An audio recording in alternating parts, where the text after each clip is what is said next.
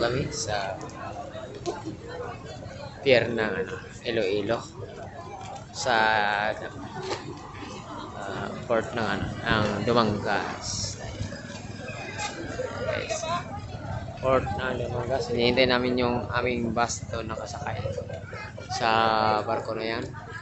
Diyan kami bumaba. So, hinihintay namin yung aming bus dito. Maruluba tayo, hindi tayo magtatagal. Ayan. Ito tayo, maghihintay tayo ng ating service. Yan yung aming. Tapos magta-travel na naman tayo na papuntang Mindoro at Batangas.